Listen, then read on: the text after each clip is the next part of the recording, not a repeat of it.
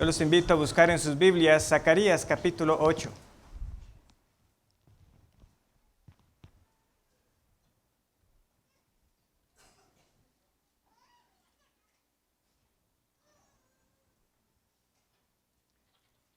Sé que puede hacer un poco de calor, así que les ruego que hagamos el esfuerzo para prestar atención a la exposición.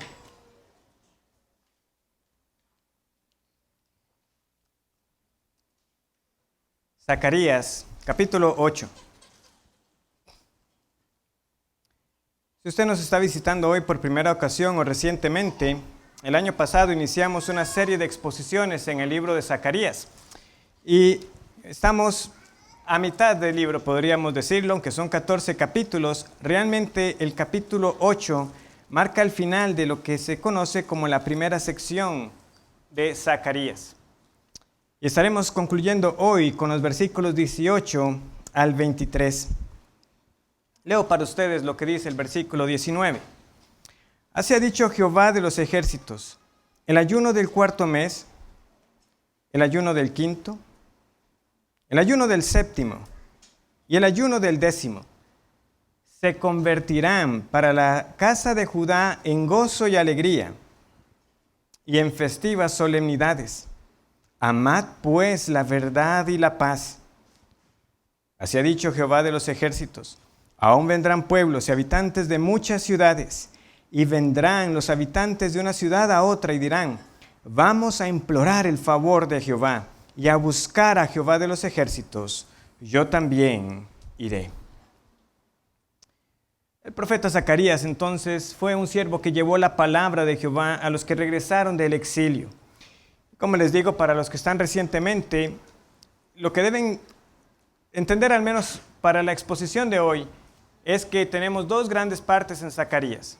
Esto que hemos leído y que vamos a concluir hasta el versículo 23, pero que intencionalmente no lo leo para generar un poco de suspenso en qué es lo que vamos a estar estudiando.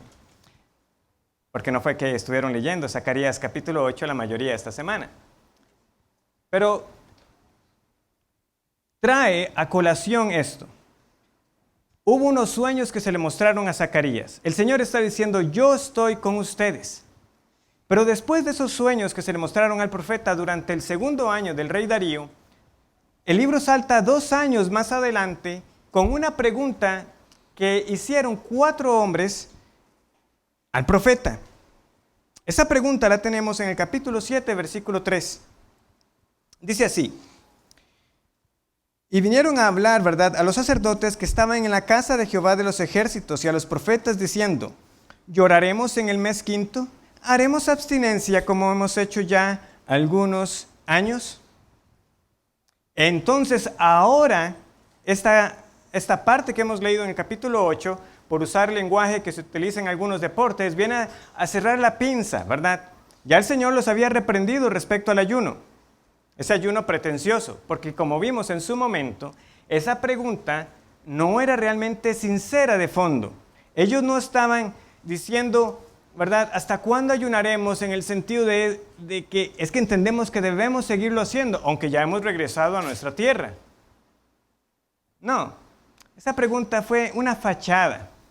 Muy en el fondo, ellos no estaban ayunando, la gran mayoría de ellos, porque sintieran en sí mismos arrepentimiento por los pecados por los cuales el Señor los entregó al exilio. Entonces el Señor los reprendió por esos ayunos. Sin embargo, hacia el final, el Señor vuelve a tomar el tema del ayuno para decirles ahora lo siguiente: vean, los ayunos que ustedes estaban haciendo no los apruebo, pero les voy a decir algo más. Vendrá el día en que ya no será necesario ayunar del todo. Yo sigo siendo fiel a ustedes, yo sigo siendo el Dios del pacto, yo los entregué a los babilonios, ustedes han sido infieles, pero yo sigo siendo un Dios fiel, yo estoy en medio de ustedes.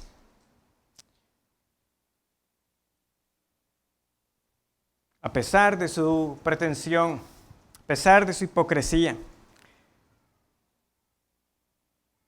Entonces el Señor dice: yo voy a quitar esos ayunos. Pero no solamente les dice eso.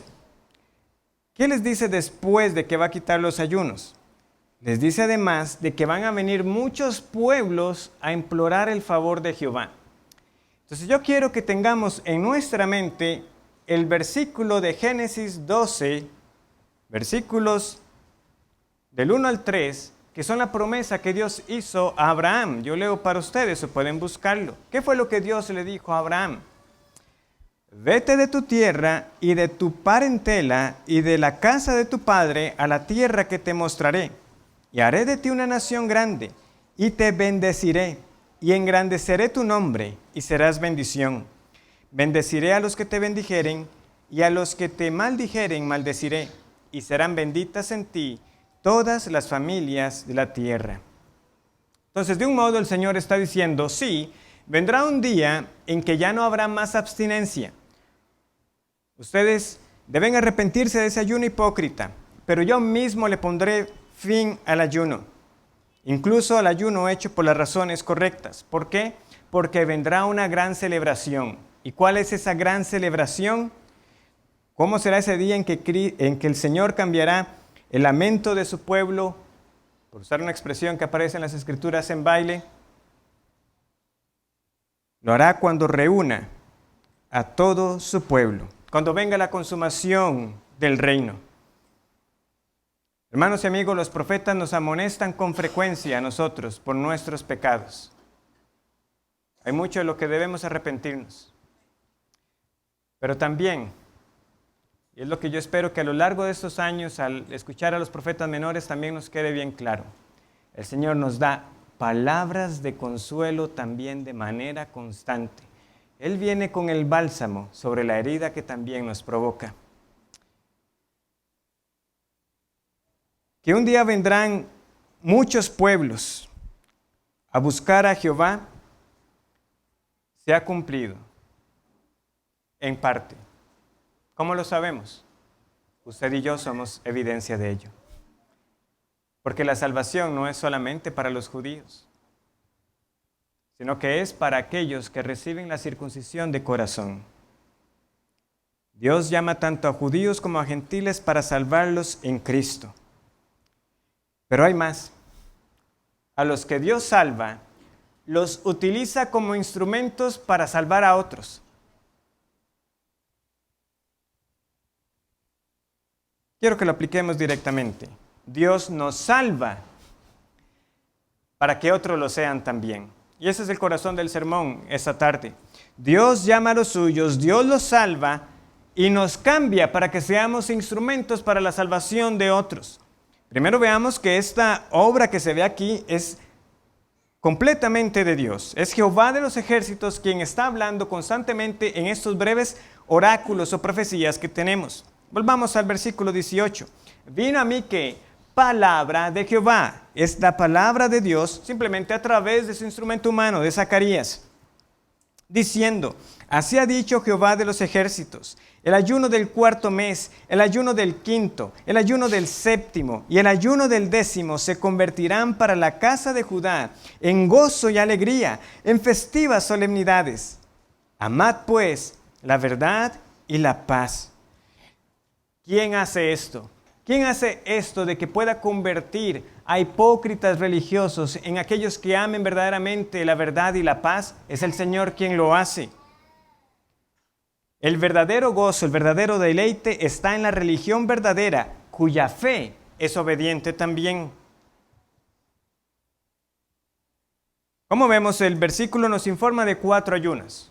Ahora, como yo sé que esto lo dije ya hace más de 6 meses, no lo vamos a recordar.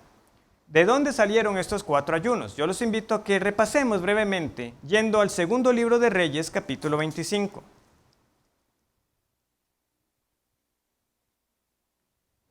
Cuatro ayunos. ¿Por qué se denuncian 4 ayunos? Entonces, sin perder Zacarías 8, vamos un momento al segundo libro de Reyes, capítulo 25. La ley mosaica, la ley que Dios entregó por medio de su siervo Moisés, establecía solo un día de ayuno. De hecho, la palabra ayuno no aparece en el capítulo de Levítico donde se instituye, aparece como lamento el día que afligiréis vuestras almas, pero es el ayuno. Entonces, ceremonialmente había un solo día de ayuno. Pero la Escritura nos registra muchas otras ocasiones en que el pueblo del Señor ayunó. Muchas veces ayunaban cuando eran derrotados por sus enemigos. Y ahí entonces sí entendían que tenían que pedir el favor del Señor y afligían sus almas. También vemos a siervos hacerlo cuando estaban en situaciones de gran angustia. Un ejemplo muy claro es David habiendo reconocido su pecado y ayunando por el primer hijo que tuvo Betsabé. También tenemos al pueblo en el exilio, el que permaneció, los que no regresaron. En el libro de Esther, cuando recibieron la amenaza de muerte, ¿qué hicieron ellos? Convocaron un ayuno. Esther convocó que ayunaran por 3 días y 3 noches. Entonces vemos que ellos sabían que, aunque había un día en que debían ayunar por ley que el Señor les había dado, habían ocasiones válidas para hacerlo. Pero estos 4 que se denuncian aquí surgieron por causa de la cautividad. Y cada mes está relacionado con eventos de esa cautividad. Por ejemplo, el versículo 19 nos habla primero de un ayuno del 4.º mes. Vamos al versículo 2 de Segundo de Reyes. Dice así, Segundo de Reyes 25:2. Y estuvo la ciudad sitiada hasta el año 11 del rey Sedequías. ¿Y luego qué pasó? A los 9 días del 4.º mes prevaleció el hambre de la ciudad hasta que no hubo pan para el pueblo de la tierra. Bueno, más evidente, ¿verdad?, que un ayuno en el 4.º mes, porque en ese día se quedaron sin qué comer. Entonces, primer ayuno del 4.º mes por esta causa. El ayuno del 5.º mes. Vamos al versículo 8. ¿Qué pasó en el mes 5.º? En el mes 5.º, a los 7 días del mes, siendo el año 19 de Nabucodonosor, rey de Babilonia, vino a Jerusalén Nabuzaradán, capitán de la guardia, siervo del rey de Babilonia, y quemó la casa de Jehová, y la casa del rey, y todas las casas de Jerusalén, y todas las casas de los príncipes quemó a fuego. Ese día hubo gran destrucción. Ayuno en el 5.º mes. ¿Cuál otro tenemos? Tenemos el ayuno del 7.º. Para eso podemos ir al versículo 24. Segundo de Reyes 25:24. La ley, como les digo, instituyó un ayuno y ese ayuno era en el 7.º mes. Pero el ayuno del 7.º que se denuncia aquí no es el de la ley, es el que hicieron por causa de esto. Vean lo que dice el versículo 24. Se nos dice que Gedalías les hizo juramento a ellos y a los suyos y les dijo: no temáis ser siervos de los caldeos, habitad en la tierra y servid al rey de Babilonia y os irá bien.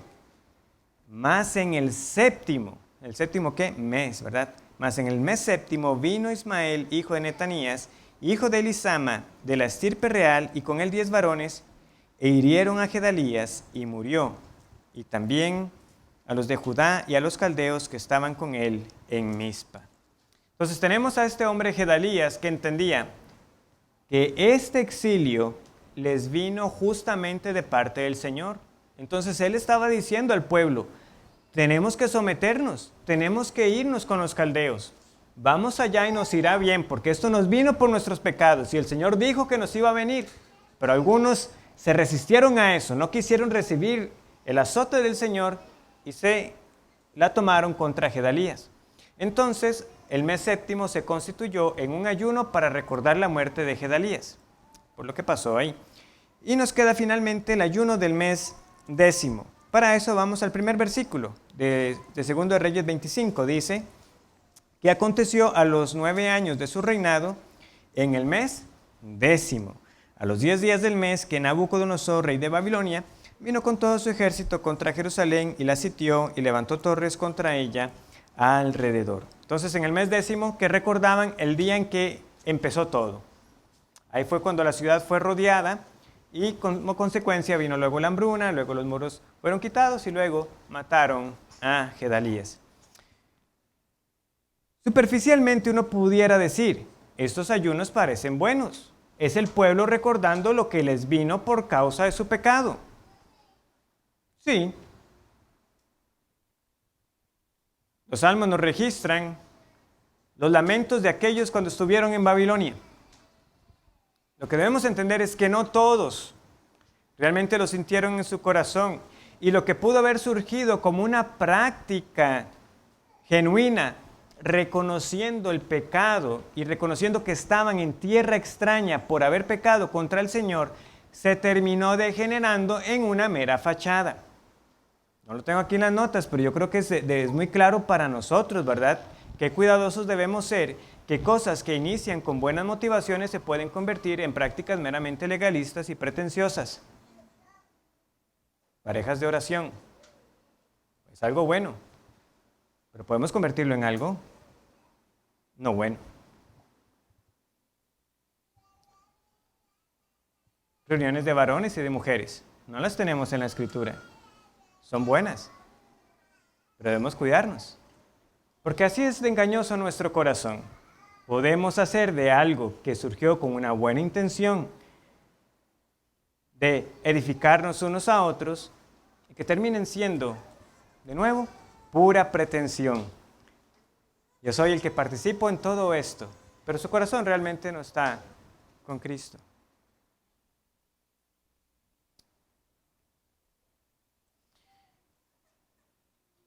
Entonces, para muchos, estos ayunos no correspondieron con una genuina contrición por el pecado. Fue una fachada. Era el cómo debemos comportarnos, pero no en realidad cómo nos sentimos. ¿Es válido ayunar? Es válido. Ya también eso lo vimos. El Nuevo Testamento lo sigue avalando.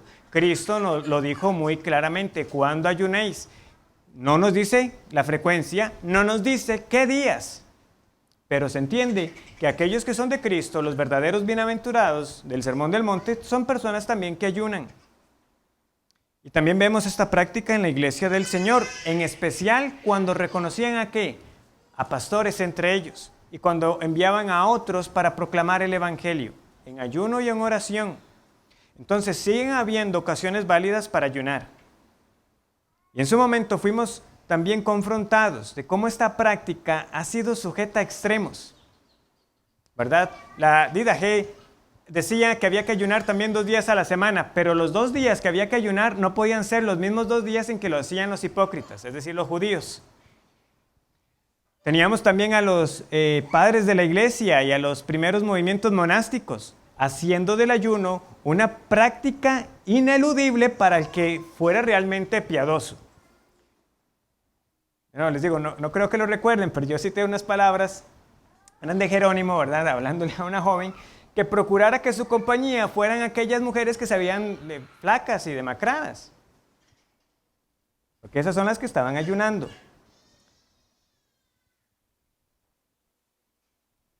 Pero en nuestros días debemos decir que su ausencia es igualmente preocupante. En estos últimos 6 y pico de meses, desde que escuchamos ese sermón en Zacarías 7, ¿quiénes han ayunado aquí? ¿Cuándo fue la última vez que ayunó? Sin embargo, como les digo, por mucho que debemos arrepentirnos por nosotros no apreciar el ayuno como el Señor lo ha dejado para el bien de nuestras almas, Él nos está diciendo que un día lo va a quitar. Un día lo va a quitar. Y parafraseando la letra de un conocido himno, vendrá un día en que al ayuno también le diremos, y feliz de ti me despediré. Pero mientras ese día llega, el ayuno para el creyente no debe ser sinónimo de una práctica que va en contra de la verdadera vida cristiana. El Señor nos cambia, como lo vemos acá, ¿verdad? Porque el Señor dice, yo voy a cambiar eso, yo voy a cambiar esa pretensión de lamento por algo mucho mejor. Yo les voy a traer a ustedes gozo y alegría, fiesta solemne. ¿Por qué? Porque ahora, en esta vida terrenal, mientras el ayuno todavía está vigente, esa hambre física me recuerda que no solo de pan vive el hombre, porque bienaventurados son los que tienen hambre y sed de justicia, porque ellos serán saciados. Bienaventurados, felices, dichosos el que tiene hambre. Eso va en contra de las expectativas, como todas las bienaventuranzas.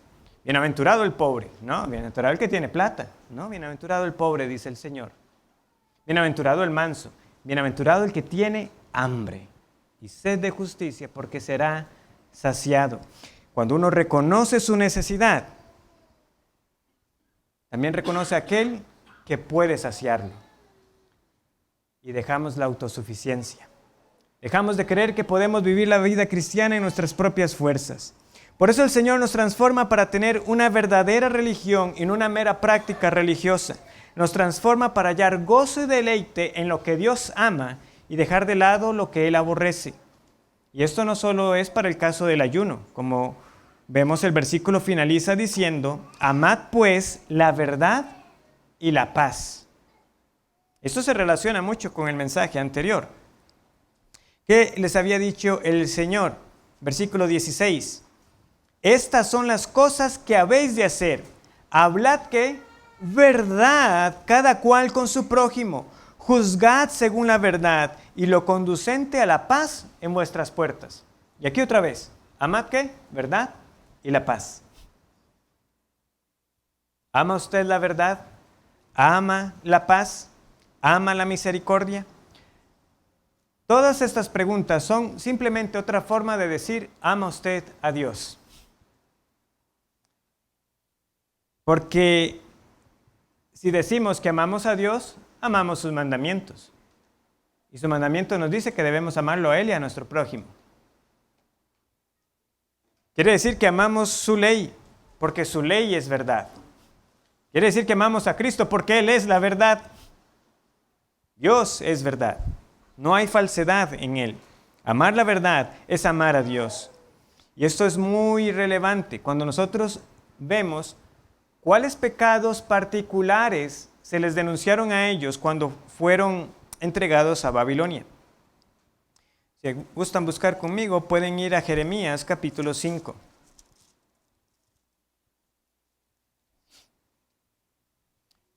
Vean, Jeremías profetizó con la sentencia de Babilonia estando bien establecida. El Señor les dijo, vean, Josías ha sido un buen rey, pero lo de Babilonia sigue en pie. Eso va. Jeremías 5.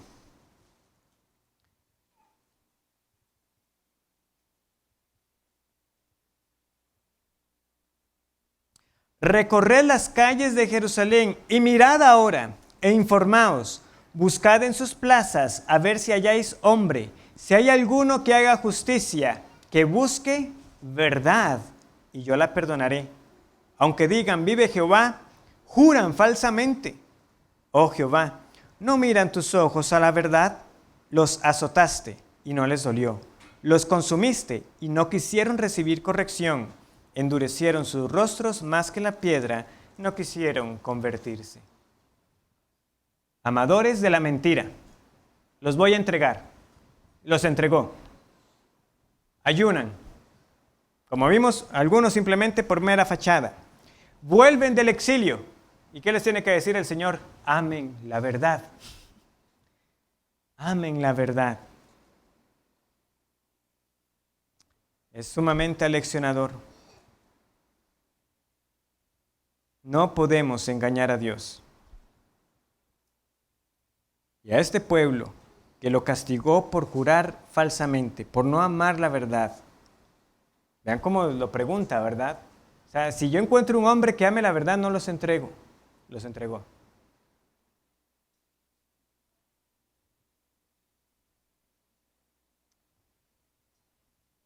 ¿Somos íntegros en lo que decimos? ¿Estamos seguros de que lo que digo, comparto es verdad? Qué importante, ¿verdad? En medio de tanta incertidumbre y tantas noticias. Yo sé que no son días fáciles para a veces distinguir qué es cierto y qué no lo es.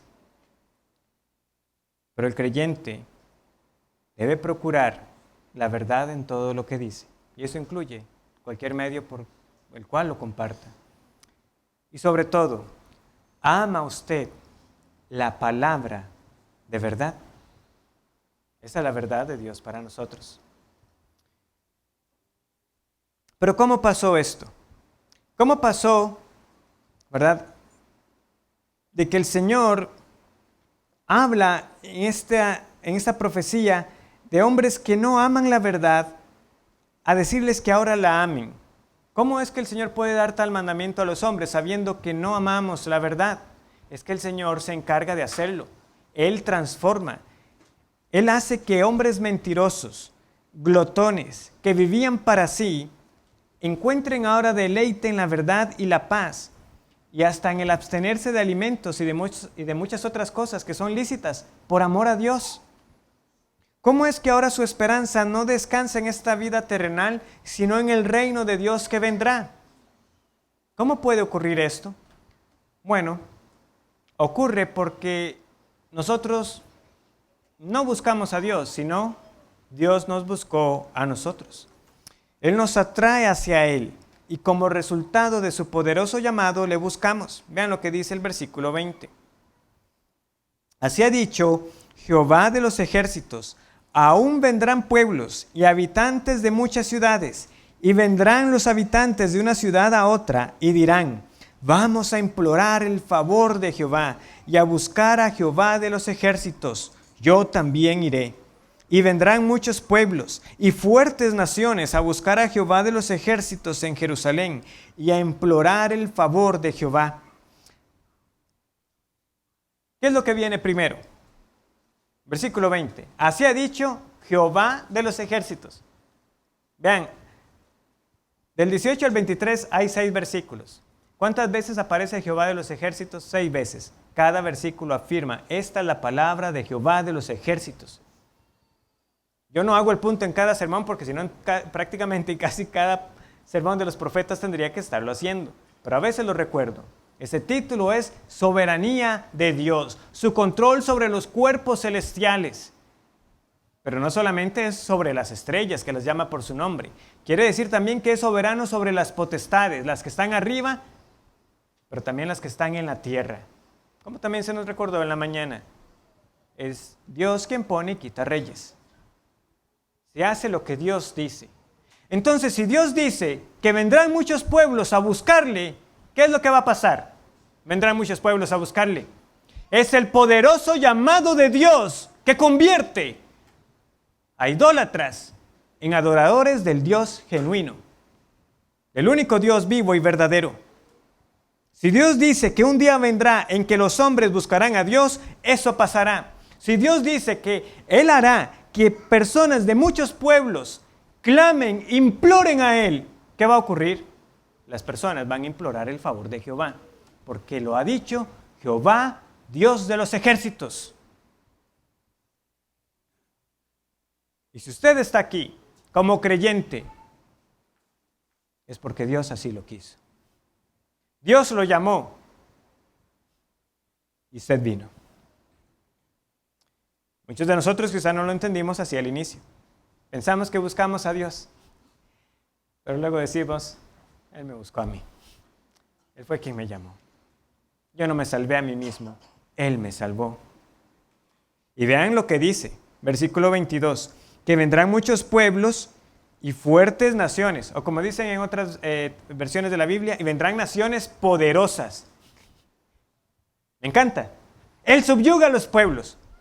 Oh, naciones fuertes. Dios les dice: vengan, y vienen. Es nuestro Dios. Él habla y se hace lo que Él dice.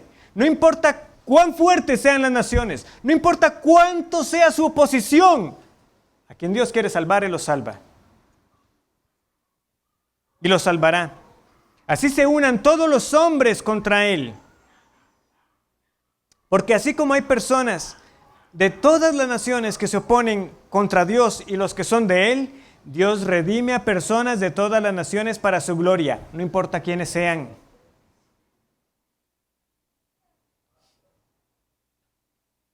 Él los convierte de los más obstinados, de los más orgullosos, en humildes suplicantes, de incrédulos a creyentes.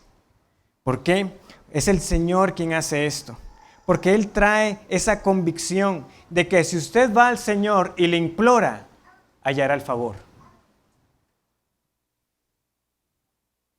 Buscadme y viviréis. Palabras de Amós. Buscad a Jehová, los humildes de toda la tierra. Palabras de Sofonías. Es tiempo de buscar a Jehová. profeta Oseas. Venid a mí, dice Cristo, y el que a mí viene, no le echo fuera. Antiguo Testamento, Nuevo Testamento, no importa donde usted busque, lo va a encontrar. Es el mismo mensaje. Busque a Jehová y lo encontrará. Porque este es el tiempo de salvación. Él está llamando. Y si usted llega a Dios, es porque Él, en primer lugar, lo llamó para que viera en Cristo la única esperanza de salvación. ¿No es esto lo que nosotros queremos ver? Ver a muchos implorar el favor de Jehová.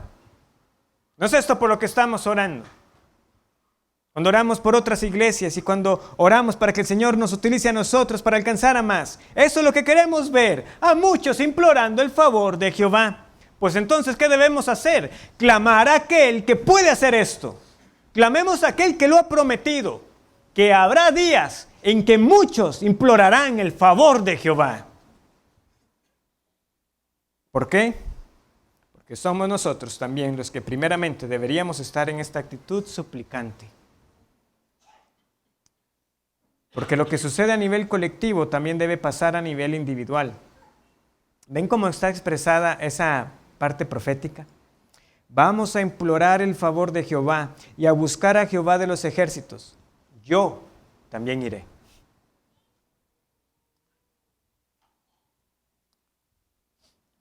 Solo Dios salva, pero así como nosotros llegamos al Señor por la predicación y testimonio de otros, nosotros también debemos ser testigos de Cristo para que otros digan, yo quiero ir con usted. Versículo 23.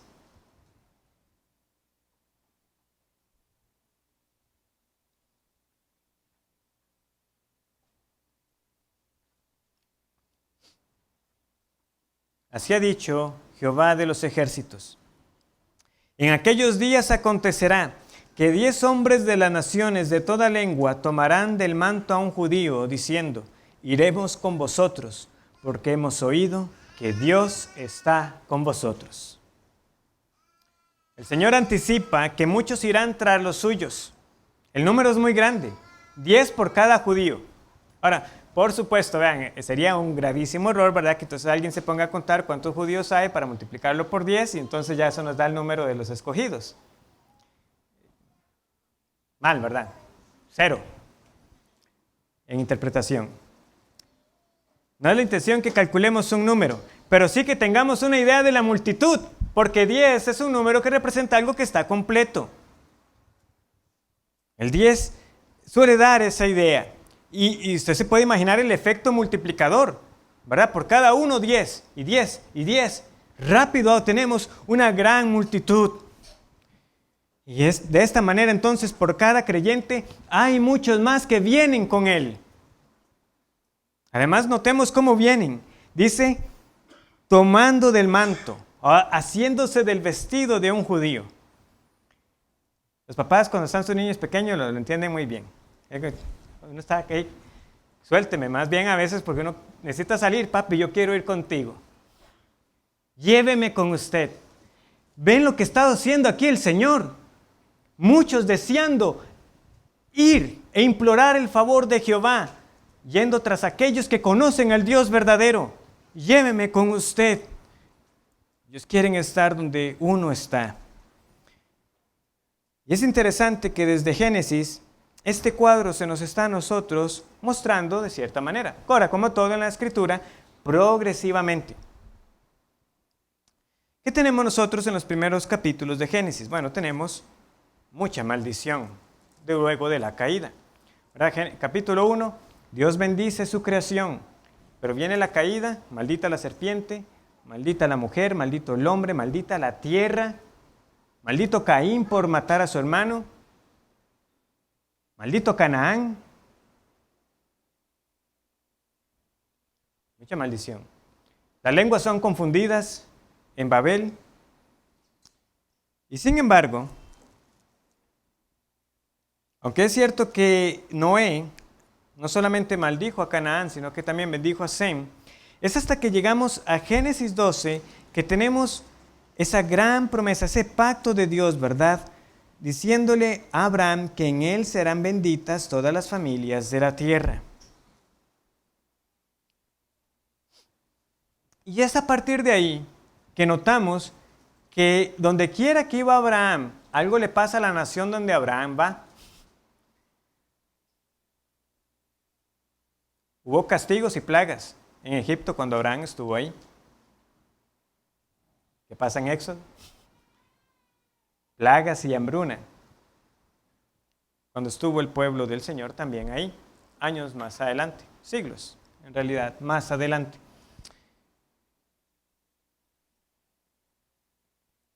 Pero no solo ocurre eso. Hay también habitantes de las naciones que notan que Dios está con Abraham. Y luego que no está solo con Abraham, sino que también está con Isaac. Vamos, por ejemplo, a Génesis 21.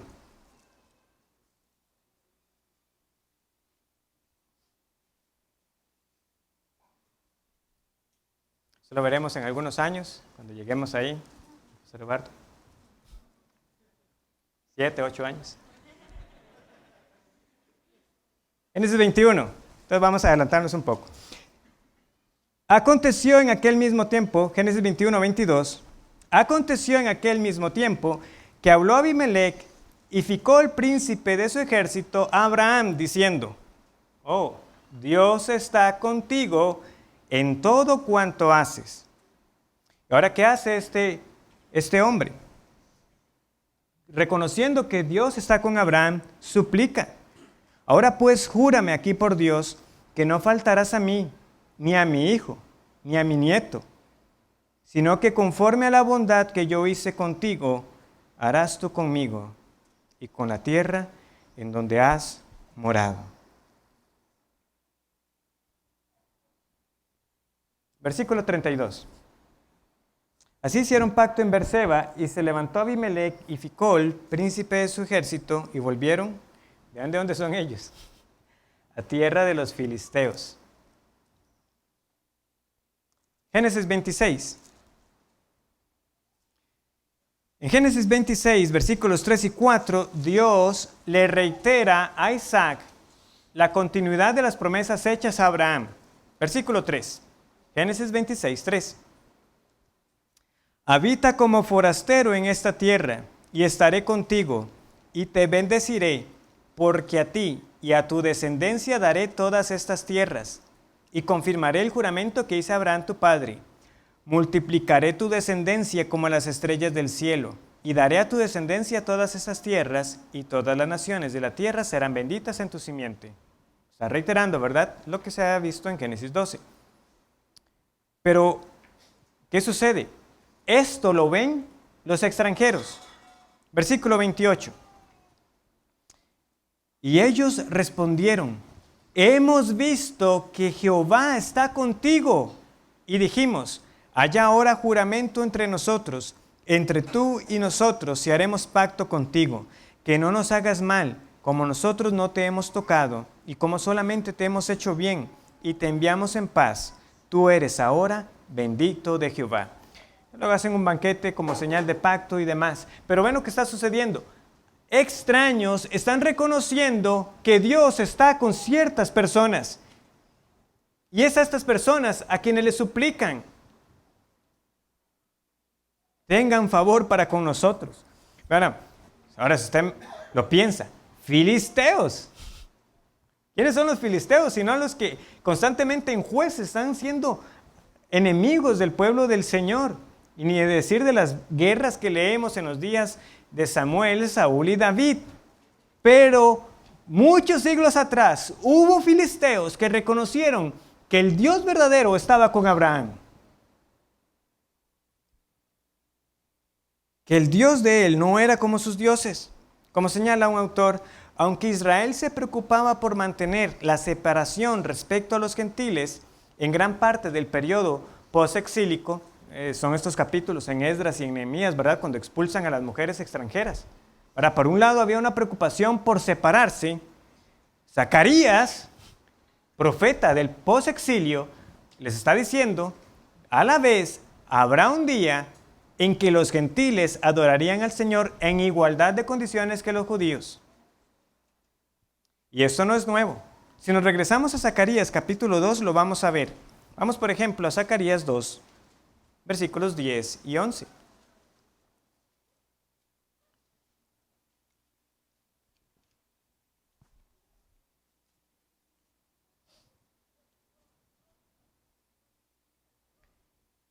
Canta y alégrate, hija de Sión, porque aquí vengo y moraré en medio de ti, ha dicho Jehová.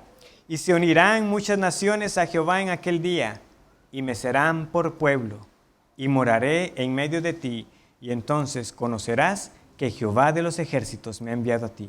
Ven el versículo 11. Y se unirán muchas naciones a Jehová.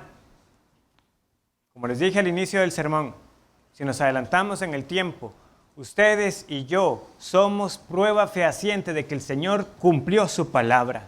De muchas naciones se han unido para adorar al Dios verdadero. Éramos gentiles, pero ahora somos del verdadero Israel. Somos circuncidados en el corazón e hijos de Abraham por la fe. El Dios de Abraham es nuestro Dios. Y usted y yo creemos porque otros creyeron antes que nosotros y proclamaron el Evangelio. Y ellos a su vez también lo escucharon de otros. Y ahora el Señor nos salva para que nosotros lo proclamemos. Seamos como embajadores, ¿verdad? Como embajadores en nombre de Cristo, como si Dios rogase por medio de nosotros, os rogamos en nombre de Dios, reconciliaos con Dios. Os rogamos en el nombre de Cristo, reconciliaos con Dios. 2 Corintios 5:20.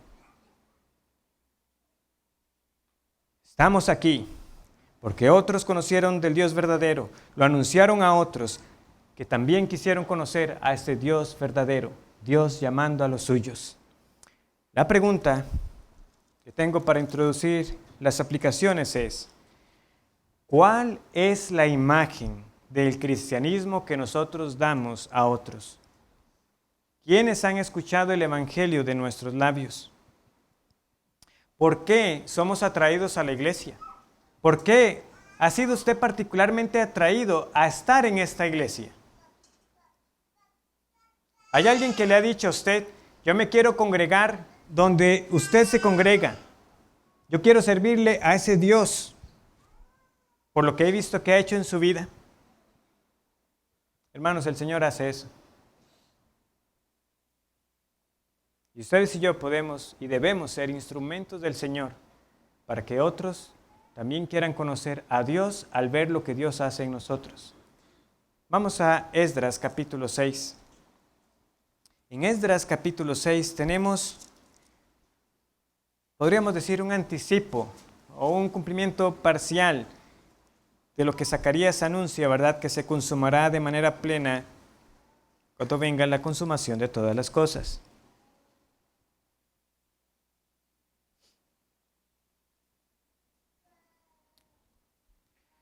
Entonces, ¿qué sucede? Segundo año del rey Darío. Ageo y Zacarías le dicen al pueblo: manos a la obra, esfuércense, Dios está con ustedes. El pueblo se esfuerza. Menos de un mes después están otra vez dudando. El Señor vuelve otra vez: esfuércense. Ellos siguen trabajando. Cuarto año del rey Darío. Han pasado 2 años. Ellos no han terminado. El Señor que les sigue diciendo: esfuércense. ¿Cuánto tiempo más les tomó después de esa amonestación que vimos en Zacarías 7 y 8? Como año y medio después, hasta el 6.º año. Esdras 6.15. Bueno, 6.14, para que veamos lo que sucedió. Y los ancianos de los judíos edificaban y prosperaban conforme a la profecía del profeta Ageo y de Zacarías, hijo de Ido, el Zacarías del quien estamos estudiando. Edificaron pues y terminaron por orden del Dios de Israel y por mandato de Ciro, de Darío y de Artajerjes, rey de Persia. Esta casa fue terminada el 3er día del mes de Adar, que era el 6.º año del reinado del rey Darío. 6.º año del rey, como les digo, unos 4 años después de que vinieran las primeras amonestaciones. Pero finalmente llegó el día en que terminaron aquello que debieron haber hecho. ¿Por qué? Porque el Señor se los concedió de esa manera. Él Ellos edificaron y terminaron por orden del Dios de Israel y obviamente también por mano de instrumentos secundarios como lo fueron Ciro, Darío y Artajerjes. Lo que quiero que veamos es lo que ocurrió después de eso. Versículo 16. Entonces los hijos de Israel, los sacerdotes, los levitas y los demás que habían venido de la cautividad, hicieron la dedicación de esta casa de Dios con gozo. Claro, ahora habían grandes motivos, ¿verdad?, para celebrar. Finalmente hemos terminado lo que el Señor nos ha pedido. Y vemos que ellos empiezan a repartir las labores que tenían que hacer según la ley. Entonces, ellos dedicaron el templo. Si usted sigue leyendo, va a ver que ellos celebraron la Pascua como el Señor lo establece en la ley. Los sacerdotes se limpiaron, se purificaron. Esto está en los versículos 19 y 20. También los hijos de la cautividad celebraron la Pascua a los 14 días del mes primero, porque los sacerdotes y los levitas se habían purificado a una. Todos estaban limpios y sacrificaron la Pascua por todos los hijos de la cautividad y por sus hermanos, los sacerdotes, y por sí mismos. Muy bien. Celebran. Han concluido.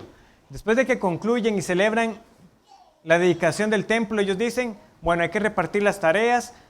Ustedes van a hacer esto en el templo, ustedes se van a encargar de cambiar los panes, ustedes de recibir los sacrificios. Todo como el Señor lo ha pedido. Muy bien, pero hay más. Versículo 21. Y comieron los hijos de Israel que habían vuelto del cautiverio con todos aquellos que se habían apartado de las inmundicias de las gentes de la tierra para buscar a Jehová, Dios de Israel. Y celebraron con regocijo la fiesta solemne de los panes sin levadura 7 días, por cuanto Jehová los había alegrado y había vuelto el corazón del rey de Asiria hacia ellos, para fortalecer sus manos en la obra de la casa de Dios, el Dios de Israel. ¿Qué les había dicho el Señor en el mensaje anterior? Esforzaos, fortalezcan sus manos. Y el Señor los fortaleció. Pero no solamente les está diciendo eso, les está diciendo, además, créanme a mí, cuando yo les digo que yo voy a quitar los ayunos y les voy a dar razones de fiesta y de gozo y de alegría. ¿Qué pasa cuando terminan la obra? Hay fiesta y alegría, pero hay más. Él les dice, no solo les voy a dar fiestas y alegría, yo voy a dar que vengan muchos con ustedes para adorarme a mí. ¿Y qué ocurre en Esdras capítulo 6? Vinieron gentes de otras tierras que también se purificaron a sí mismos para adorar juntamente con los judíos. Oh, hermanos, que muchos más vengan a Cristo por nosotros, o mejor dicho, que sea por la presencia de Dios en nosotros y entre nosotros, que digan que Dios está con usted y está con esta iglesia, que usted pueda decir, Dios está conmigo y está con esta iglesia, y que esa sea la razón por la que muchos vienen acá. Porque nosotros no estamos buscando atraerlos con métodos humanos, sino con la sencilla predicación del Evangelio y del culto a Dios. Y notemos cómo la obediencia y el gozo están juntos ahí. Ahí no hay separación. El pueblo está feliz cuando hace lo que Dios le ha pedido que haga. El gozo y la obediencia están juntos. Ellos se alegraron y también hicieron conforme a lo escrito en el libro de Moisés. O si lo queremos unir todavía más claro, al hacer lo que Dios les había dicho, hubo alegría y gozo para ellos. Y esto es lo que los demás tienen que ver en nosotros, el gozo de la vida obediente. Cada semana el Señor nos amonesta y nos muestra mucho de lo que debemos arrepentirnos, de cuánto más debemos orar, de cuánto más debemos nosotros cumplir en nuestros distintos roles como padres, como esposos, como creyentes, en los deberes unos a otros, como trabajadores, como hijos. Pero hermanos, nosotros no venimos cada semana solamente para que se nos recuerden deberes. También venimos para que se nos recuerde el consuelo que tiene el cristiano para poder decir que de todos esos pecados de los que debemos arrepentirnos, también hemos sido perdonados y que conocemos el gozo de la salvación. ¿Qué es lo que ve el mundo? Yo lo digo por mí mismo. ¿Qué es la imagen que yo doy de mi Señor? Yo no concibo del cristianismo como una vida aburrida. Ahora, yo sí entiendo que muchos encuentren aburrido el hecho de que tener que venir a un culto, que leer la palabra, que orar, porque esas cosas son locuras para el hombre natural. Lo que estoy diciendo es, ¿qué es lo que ven los otros de la imagen que yo doy del Señor que yo digo conocer? Una cosa es que ellos no quieran hacer esas cosas. Otra cosa es que vean en usted que para ustedes es algo pesado. Entonces sí, claro, yo con eso yo no quiero nada. Pero qué diferente si ven a hombres y mujeres que genuinamente dicen, yo amo a mi Señor y su ley es mi delicia. Obedecerle, ahí está mi gozo. Yo sé que esa es la vida bendita, hacer lo que Dios me ha dicho. Que no vean en nosotros que esto nos fuera como una pesada carga, sino que en obedecerle hay satisfacción. Queremos ver muchos venir al Señor. Entonces que vean en nosotros lo que es seguir en verdad a Cristo. Y muchos vendrán y dirán, yo quiero implorar el favor de su Dios. A lo que nosotros diremos, claro, claro que sí. Venga e imploremos juntos el favor del Señor, no solamente por la salvación, imploremos el favor del Señor para vivirle vidas rendidas a Él. Atendamos a esta exhortación con la que hoy concluye esta primera parte de Zacarías, que imploremos juntos. Y juntos digamos unos a otros, vamos a suplicar el favor del Señor, yo primero, yo también, yo voy con usted. Hermanos, esto es para nosotros. Si queremos ver a muchos venir al Señor y queremos ver nuestras propias vidas rendidas al Señor en este gozo de la verdadera religión, no hay otro camino que suplicarle al Señor que nos salvó. Oremos. Gracias, Padre, por tu palabra. Gracias por mostrarnos que tú sigues siendo este Dios fiel a tu palabra, que has cumplido. Hoy muchos que no eran hijos de Abraham según la carne, lo son por la fe. Que entendamos que tú nos llamas para que otros sean también salvos. Y anticipemos el día en que toda la iglesia estará reunida. Sí, a través de muchos sufrimientos, como cantábamos, pero a través de las edades, tú sigues llamando a los tuyos. Y de todos los pueblos reunirás a un único pueblo que alabará un solo nombre, el nombre de Dios. Este Dios trino que se revela en el Padre, en el Hijo y en el Espíritu Santo. Y que veamos entonces este poder transformador en nuestras vidas y en esta iglesia. Que sea la iglesia en los lagos instrumento para que muchos otros digan también, vamos a implorar el favor de Jehová. En el nombre de Cristo lo pedimos. Amén.